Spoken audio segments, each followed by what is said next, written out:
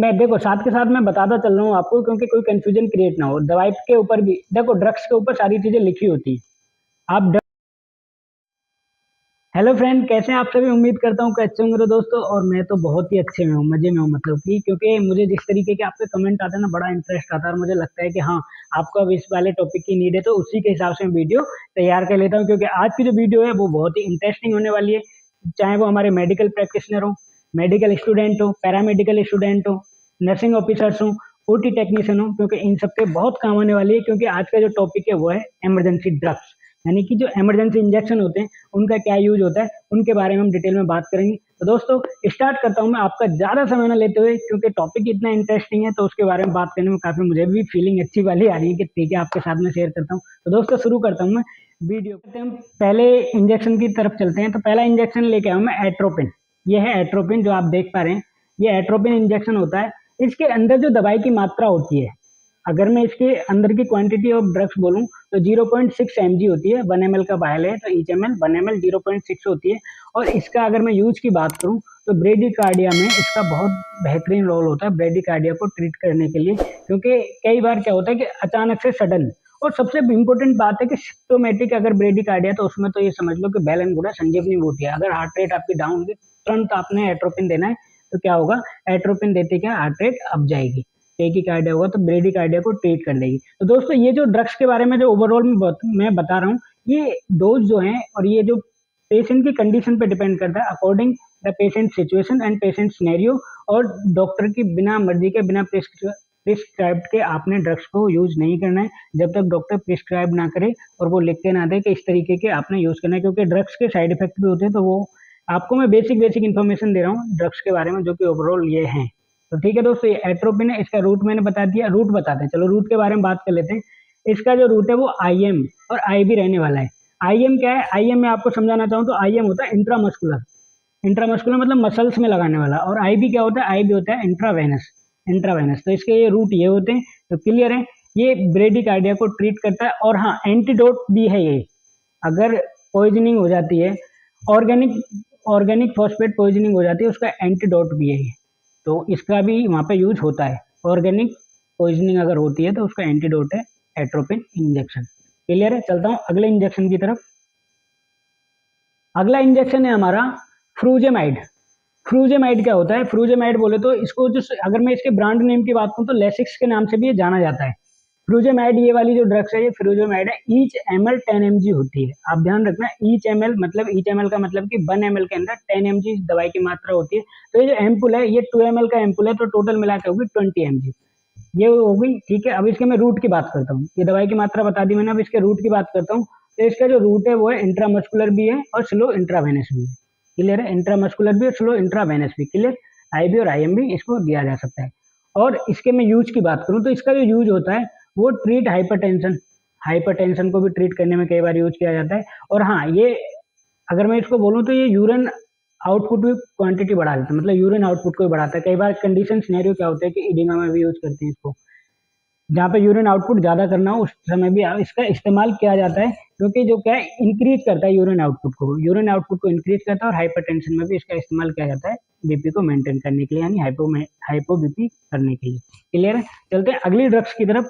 अगली ड्रग्स जो है हमारी वो है कैल्शियम ग्लूकोनेट। क्या है? वो है हमारी कैल्शियम ग्लूकोनेट। आप देख सकते हैं, यह है कैल्शियम ग्लूकोनेट। अब ये कितनी होती है? अगर मैं इसकी बात करूँ तो ये क्या है हमारी, ये 10 ml है। और ये आईबी यूज है, आईबी यूज है। रूट अगर मैं बात करूँ तो ये आईबी यूज है। 1 ग्राम होती है इस दवाई के अंदर, 1 ग्राम है। ठीक है, अब इसका मैं यूज बता देता हूँ। यूज क्या होता है? यूज जो इसका होता है वो होता है हाइपोकैल्सीमिया में। हाइपोकैल्सीमिया में, यानी कि कैल्शियम की कमी है तो उस समय इसका इस्तेमाल किया जाता है। और मैग्नीशियम टॉक्सिसिटी, अगर मैग्नीशियम की टॉक्सिसिटी हो जाती है तो उस समय भी इसका इस्तेमाल किया जाता है कैल्शियम ग्लूकोनेट का। क्लियर है? चलता हूँ अगले इंजेक्शन की तरफ। अगला इंजेक्शन है हमारा सोडियम बाइकार्बोनेट। ये इमरजेंसी ड्रग्स हैं जो मैं आपके साथ शेयर करता चल रहा हूँ। आप इनके प्लीज नोट्स बना लेना, क्योंकि ये आपके बेहद काम आने वाले इन फ्यूचर भी। ठीक है, ये सोडियम बाइकार्बोनेट। अब मैं सोडियम बाइकार्बोनेट की बात करूँ तो 75 mg, यानी कि देखो इसका अगर ये परसेंट में होता है 7.5% में, जो मेरे पास है अभी, ये 10 ml की वायल है तो 7.5 में है ये। तो इसको 7.5% बोला जाता है। अगर मैं mg की बात करूँ तो 75 mg है इसका। और इसके अगर मैं रूट की बात करूँ तो आईबी यूज ओनली, आईबी मतलब इंट्रावेनस यूज ओनली। और इसके यूसेज की बात करूँ तो used to be treat hyperkalaemia. देखो कैल्शियम ग्लूकोनेट था, हाइपोकैल्सीमिया, और ये हाइपरकैलेमिया।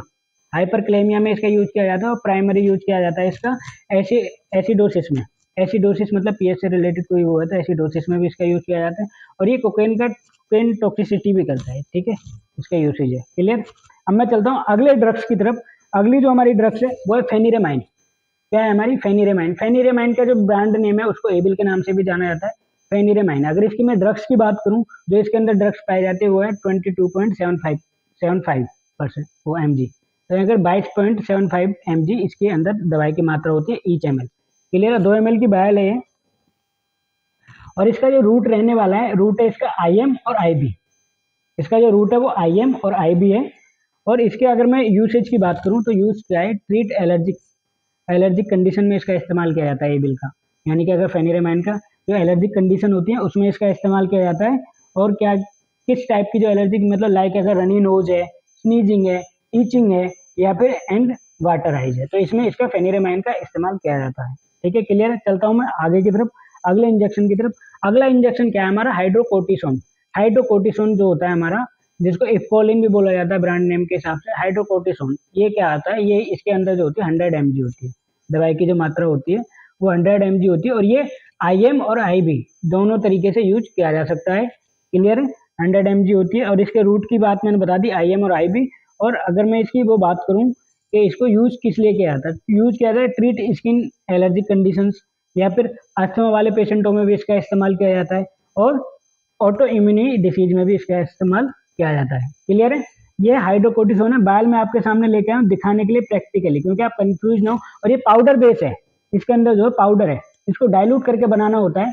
आप मतलब 5 ml में इसको डाइल्यूट कर सकते हैं, या फिर 10 ml की सिंज में वाटर लेके इसको डाइल्यूट कर सकते हैं डिस्टिल वाटर के साथ। तो ये कंसंट्रेशन जब जाके 100 mg तैयार होगी। क्लियर है? चलता हूँ मैं अगली ड्रग्स की तरफ। अगली ड्रग्स है हमारी एनटीजी, शॉर्ट में बोलते हैं इसको एनटीजी, लेकिन इसका पूरा नाम है नाइट्रोग्लाइसिन। नाइट्रोग्लाइसिन जो इंजेक्शन होता है उसके बारे में हम बात करें। और नाइट्रोग्लाइसिन क्या है? इसकी अगर मैं डोज की बात करूँ तो 5 mg। अगर डोज की क्या है, इसके अंदर जो ड्रग्स की मात्रा है वो 5 mg ईच ml है। ये मेरे पास जो 5 ml की बैल है, आप देख रहे हो नाइट्रोग्लाइसिन, ये 5 ml की बैल है, तो इसके अंदर टोटल है 25 mg। क्लियर? 25 mg है। और इसके रूट की मैं बात करूं तो रूट इसका IB इन्फ्यूजन है। ये मैं देखो साथ के साथ मैं बताता चल रहा हूँ आपको, क्योंकि कोई कंफ्यूजन क्रिएट ना हो। दवाई के ऊपर भी देखो, ड्रग्स के ऊपर सारी चीजें लिखी होती है। आप ड्रग्स के ऊपर अगर जो ब्रांड ये साल्ट नेम जो होता है इसके नीचे आपके रूट भी लिखे होते हैं, तो आप जब आप अपनी प्रैक्टिस करेंगे तो आप इसमें भी ध्यान दे लेना कि हाँ यहाँ पे भी लिखा हुआ है। तो इसलिए मैं आपके सामने बताता चल रहा हूँ। तो इसका जो रूट है वो single dosage use ampoule for intravenous infusion dilution use only. Clear है? क्योंकि इंट्रावेनस इन्फ्यूजन में दिया जाता है एनटीजी। क्लियर? यूसेज की बात करूं तो ट्रीट हाइपरटेंशन, अगर बीपी बढ़ा हुआ तो उसमें इसको ये ट्रीट करता है उसको, तो ये उसमें भी यूज करते हैं। और कई बार चेस्ट पेन, वो देखो चेस्ट पेन में भी इसका इस्तेमाल किया जाता है, लेकिन ये 100% सही नहीं है। मतलब ऐसा होता है, अलग अलग सिनेरियो होते हैं, पेशेंट की कंडीशन के हिसाब से वो डॉक्टर डिसाइड करते हैं कि पेशेंट की कंडीशन क्या है, उसके हिसाब से ड्रग्स को दिया जाता है। तो ये मैं ओवरऑल आपके सामने देता चल रहा हूँ धीरे धीरे। क्लियर है? चलते हैं अगली दवाई की तरफ। जो अगली ड्रग्स लेके आया हूँ मैं, वो जो ड्रग्स है हमारी, वो है हमारी डेक्सामेथासोन। ये है डेक्सामेथासोन। डेक्सामेथासोन जो इंजेक्शन है ये इस तरीके का दिखता है, आपके सामने है। 4 mg जो इसके अंदर दवाई होती है, 4 mg ईच ml होती है इसके अंदर दवाई। और इसके अगर मैं रूट की बात करूं तो IB और IM दोनों है। क्लियर? IB मतलब इंट्रावेनस और IM बोले तो इंट्रामस्कुलर। क्लियर? ये डेक्सामेथासोन है, रूट हो गया इसका। दो जो इसके दवाई की मात्रा वो 4 mg ईच ml होती है। अब मैं बात करूँ इसके यूज की, तो यूज इसका COPD पेशेंट में भी करते हैं। COPD पेशेंट में भी करते हैं। COPD क्या होती है? COPD होती है क्रोनिक ऑब्स्ट्रक्टिव पल्मोनरी डिसीज में भी इसका इस्तेमाल किया जाता है, या फिर अस्थमा में भी इसका इस्तेमाल किया जाता है, या फिर एलर्जी में भी इसका इस्तेमाल किया जाता है इस ड्रग्स का। क्लियर है दोस्तों? ये छोटी छोटी ड्रग्स है ना, बहुत इंपॉर्टेंट ड्रग्स हैं, आपके बेहद काम आएंगे इन फ्यूचर में। अगर आप पैरामेडिकल हैं, या मेडिकल स्टूडेंट हैं, या फिर मेडिकल प्रैक्टिशनर है, या फिर नर्सिंग ऑफिसर है, तो आपके बेहद काम आने वाली वीडियो है। तो वीडियो अगर आपको अच्छी लग रही है और सही लग रही है तो आप वीडियो को ज़्यादा से ज़्यादा शेयर करें और वीडियो को लाइक कर दें। और अगर मेरे चैनल पे आप नए हैं तो प्लीज़ चैनल को लाइक सब्सक्राइब करें और बेल आइकन बिल्कुल दबाएं, क्योंकि अगली जब वीडियो आएगी तो आप तक पहुंच सके इस टाइप की। ठीक है? क्लियर है? चलता हूँ मैं अगले ड्रग्स की तरफ। अगली ड्रग्स है हमारी मेफेंटरमिन। मेफेंटरमिन क्या है हमारा? मेफेंटरमिन ये ड्रग्स है, इसके अंदर दवाई की जो मात्रा होती है वो 6 mg पर cc होती है। दवाई की जो मात्रा होती है 6 mg पर cc। तो ये वायल है, इसके अंदर 6 mg/cc इसके अंदर दवाई है। अगर मैं इसके रूट की बात करूँ तो रूट इसका जो रहने वाला है, रूट इसका आईबी और आईएम यूज ओनली। क्लियर है, आईबी बोले इंट्रावेनस, आईएम बोले तो इंट्रामस्कुलर और आईबी बोले तो इंट्रावेनस। इस तरीके से इसका इस्तेमाल किया जाता है। क्लियर है। और मैं इसके यूज की बात करूँ, ट्रीट हाइपोटेंशन। अगर बीपी फॉल हो रहा है, अचानक से बीपी फॉल हो रहा है, तो सबसे पहले इंपॉर्टेंट इसको ड्रग्स को दी जाती है कि ये ट्रीट करती है हाइपोटेंशन को और बीपी को बढ़ाती है। अब मैं यहाँ पे एक छोटी सी बात आपके सामने बताता चलता हूँ। हम लोग ना पता है क्या करते हैं, ओटी में हूँ या अगर सर्जरी चल रही है, स्पाइनल एनेस्थीसिया चल रही है, स्पाइनल एनेस्थीसिया में कॉमन साइड इफेक्ट जो रहता है वो रहता है बीपी फॉल का और ब्रेडिकार्डिया का। क्लियर है। तो ब्रेडिकार्डिया में हम देखो ये दो ड्रग्स ना इमरजेंसी में बना के रखते हैं, एट्रोपिन और मेफेंटरमिन। इनके डोज अलग अलग हैं, दवाइयाँ डोज के हिसाब से पेशेंट की कंडीशन के हिसाब से डोज दिया जाता है, लेकिन ये प्रिपेयर करके रखनी होती है, क्योंकि अगर अचानक से बीपी फॉल हुआ तो मेफेंटरमिन देंगे, ब्रेडिकार्डिया हुआ तो एट्रोपिन देंगे। क्लियर है। ये मैं दो ड्रग्स जो ना काफी महत्वपूर्ण और इम्पोर्टेंट रहती है इमरजेंसी। अगर आप ओटी के अंदर काम कर रहे हैं तो ये ड्रग्स समझ लो इमरजेंसी संजीवनी बूटी ये रेडी होनी चाहिए। आप चाहे आप स्पाइनल का केस करा रहे हैं या फिर जनरल एनेस्थीसिया का केस करा रहे हैं। क्लियर है। चलता हूँ मैं अगले ड्रग्स की तरफ। अगला ड्रग्स है हमारा टेनेक्सामाइड, मतलब टेनेक्सा इसको बोलते हैं, टेनेक्सामाइड एसिड है ये जो ड्रग्स है। इसके अंदर जो दवाई होती है वो 500 mg ईच एम होती है, यानी 500 mg का होता है पूरी जो बायल है। ईच 5 ml के अंदर 500 mg रहती है। 500 यानी कई बार इसको 1 ग्राम भी दिया जाता है डोज के हिसाब से। पेशेंट की कंडीशन और जो ब्लड लॉस है, इसका यूज है वो ब्लीडिंग लॉस मतलब ब्लीडिंग है, जैसे कि अगर एलएसीएस की सर्जरी चल रही है, ब्लीडिंग हो गई, तो उसमें भी टेनेक्सा यूज कर सकते हैं। पोस्ट में इंट्राऑप क्या पोस्ट ऑप में भी, ड्यूरिंग सर्जरी भी। और अगर नेजल ब्लीडिंग है उसमें भी इसका इस्तेमाल किया जा सकता है। और भी कोई ब्लीडिंग है और डॉक्टर को लग रहा है कि पेशेंट की कंडीशन है तो टेनेक्सा देने के लिए वो कह देते हैं कि टेनेक्सा आप दे सकते हैं। तो टेनेक्सा अगर मैं इंजेक्शन की बात करूँ तो वो इंट्रावेनस यूज ओनली।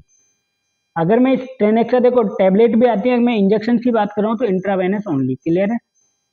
चलते हैं अगली ड्रग्स की तरफ। अगली ड्रग्स मोस्ट इंपोर्टेंट जो कि संजीवनी बूटी इसको भी कहा जाता है, और वो है एड्रानिल। एड्रानिल जो इंजेक्शन होता है वो इसके अंदर 1 ml का है, तो 1 mg इसके अंदर दवाई होती है। और इसका जो रूट है, और मैं रूट की बात करूँ तो ये आईएम भी दे सकते हैं इसको, आईबी भी दे सकते हैं और एससी भी दे सकते हैं। एससी क्या होता है, एससी होती है सबक्यूटनेस। आईबी और आईएम तो मैं पहले से ही बताता आ रहा हूँ आपको। और एससी क्या होती है, एससी होती है सबक्यूटनेस। क्लियर है। ये तरीके से दे सकते हैं। अब इसके यूज की मैं बात करूँ तो इसको जो यूज करते हैं हम कार्डियक अरेस्ट में भी यूज कर सकते हैं। कार्डियक अरेस्ट में भी इसका इस्तेमाल किया जाता है जब कार्डियक या सीपीआर वगैरह चल रहा होता है। तो वही मैं जो पहले आपको बता रहा हूँ, ये मैं ओवरऑल बता रहा हूँ, कंडीशन के अकॉर्डिंग डॉक्टर डिसाइड करते हैं कि ये वाली ड्रग्स यहाँ पर काम करेगी, क्योंकि ड्रग्स के कई साइड इफेक्ट भी होते हैं। तो ऐसा ना हो कि एक चीज के फायदे के लिए दूसरी का नुकसान कर बैठे। तो डॉक्टर डिसाइड करते हैं कि आपको आपके पास प्रिपेयर होनी चाहिए, आपके पास बेसिक इन्फॉर्मेशन होनी चाहिए कि ये ड्रग्स कौन सी है। क्योंकि कुछ ड्रग्स क्या होती हैं, वो आपने वो सुना होगा आप मेडिकल लाइन में, तो look like and sound like, मतलब कुछ जो दवाइयाँ वो दिखती एक सी हैं और कुछ दवाइयाँ जो होती हैं उनपे बोला एक सा जाता है, मतलब एक तरीके से साउंड उनका होता है। तो जैसे कि अगर मैं अभी दिखाऊंगा थोड़ी देर में लुक लाइक, तो मैं दिखाई दूंगा आपको अभी। तो एड्रेनल का काम यूज पता लग गया आपको। 1 mg होती है इसके अंदर दवाई की मात्रा, और जो इसका रूट होता है वो आईएम, आईबी और एससी। क्लियर। चलता हूँ मैं अगली ड्रग्स की तरफ। और अगली ड्रग्स भी बहुत ही इंपॉर्टेंट है, वो है हमारी नोर एड्रानिल। वो थी एड्रानिल, ये हमारी नॉन एड्रानिल, मतलब नोर एड्रानिल इसको बोला जाता है। इसके अंदर जो दवाई होती है वो 2 mg ईच एम होती है। 2 mg ईच एम होती है इसके अंदर। और जिसको जो रूट रहने वाला है, इसका जो रूट है वो आईबी इन्फ्यूजन है। और ये रूट जो है इसका वो आईबी इन्फ्यूजन है। और ट्रीट क्या करती है, ट्रीट करती है हाइपोटेंशन। अगर बीपी फॉल हो रहा है तो इन्फ्यूजन में लगा के इसको दिया जाता है। इन्फ्यूजन के साथ चलता है, आप लोग आईसीयू में भी देख सकते हैं इसको देते हुए इन्फ्यूजन के साथ, और ओटी के अंदर भी देख सकते हैं। ये इसको बोला जाता है सिंगल स्ट्रेंथ बनाओ, डबल स्ट्रेंथ बनाओ, तो इस तरीके से इसको डायलूट करके बनाया जाता है 50 ml के रेंज में, वो अकॉर्डिंग द पेशेंट के, फिर उसके हिसाब से डोज क्लियर होता है। तो ठीक है, 2 mg इसके अंदर दवाई होती है। रूट मैंने बता दिया, रूट इसका आईबी इन्फ्यूजन है, आईबी इन्फ्यूजन है और ट्रीट हाइपोटेंशन। क्लियर। जब बीपी फॉल हो जाता है अचानक से, चाहे वो कई सिनेरियो हो सकते हैं, ब्लीडिंग की वजह से हो रहा है, कोई और भी रीजन है, तो ये उसको ट्रीट करता है हाइपोटेंशन को। क्लियर है। चलता हूँ मैं अगली ड्रग्स की तरफ। अगली ड्रग्स जो है हमारी वो है ग्लाइकोपाइलेट। ग्लाइकोपाइलेट मैंने अभी कुछ देर पहले कहा था कि लुक लाइक, लुक लाइक। अब मैं आपको दो ड्रग्स दिखाता हूँ। ये देखो लुक लाइक का फॉर एग्जाम्पल। अब ये देखिए, ये देखने में दोनों एक सी है ना, क्योंकि एक एट्रोपिन है एक ग्लाइकोपाइलेट है, देखने में एक सी है तो एक सी है। लेकिन हमें इस चीज पे नहीं जाना, इस चीज का हमें बहुत इंपॉर्टेंट ध्यान देना है कि भाई अगर दिख एक सी रही है तो नहीं है, हमें पढ़ना है दवाई। और दवाई देते समय, दवाई लोड करते समय, दवाई बताते समय आपको दो चीजें हमेशा याद रखनी है। उसकी एक्सपायरी चेक करनी है ड्रग्स की, तो वो एक्सपायर तो नहीं है, और उसके अंदर वो एक्सपायरी होगी और उसका जो साल्ट नेम है ये आप प्रॉपर याद करेंगे। अगर डॉक्टर को लोड करा रहे हैं तो उस टाइम भी आपने लाउडली बोलना है कि सर इसकी एक्सपायरी इतनी है और ये इसका साल्ट ये है। तो आप इस चीज़ का आप ध्यान रखें, ड्रग्स को जब भी लोड कराएं तो एक्सपायरी चेक करके कराएं। अब बात करते हैं हम ग्लाइकोपाइलेट की। ग्लाइकोपाइलेट क्या होती है? 0.2 mg इसके अंदर दवाई होती है ईच ml। और इसका जो काम है वो है, इसका सिक्रेशंस को कम करता है और ब्रेडिकार्डिया को भी ठीक करता है, तो ठीक ही करता है। लेकिन ब्रेडिकार्डिया अगर मैं प्रॉपरली बोलूँ तो जैसे एट्रोपिन का ब्रेडिकार्डिया को ट्रीट करना है वो कर देता है, तो दोनों के काम तो हैं, लेकिन जो अकॉर्डिंग दिस ग्लाइकोपाइलेट एंड एट्रोपिन इससे ज़्यादा फास्ट काम करेगा। एट्रोपिन इससे ज़्यादा काम करेगा ब्रेडिकार्डिया। अगर नॉर्मल ब्रेडिकार्डिया तो आप ग्लाइको दे सकते हैं, लेकिन टिप्टोमेटिक अगर ब्रेडिकार्डिया तो उसमें आपने एट्रोपिन ही देना है। क्लियर है? ये भी इसका काम होता है ग्लाइकोपाइलेट का, secretion saliva treat bradycardia. Clear? ठीक है दोस्तों, अगर मैं बात कर रहा था कि अगर मेरी वीडियो आपको अच्छी लग रही है तो आप मेरी वीडियो को शेयर कर देना, और इससे रिलेटेड इससे टॉपिक आप हमें बताएं कमेंट करके कि आप अपना सपोर्ट बनाएं। हमें कमेंट करेंगे तो हमें थोड़ा सपोर्ट मिलेगा कि हाँ आपको किस टाइप का और कंटेंट चाहिए, क्योंकि ये कंटेंट मेरे पास काफ़ी टाइम से आ रहा था, तो इसलिए मैंने ये वीडियो बनाई है और भी मैं इस टाइप की वीडियो बनाता रहूँगा। तो थैंक यू सो मच दोस्तों, आप मेरी वीडियो पे इतने समय बने रहे। Thank you.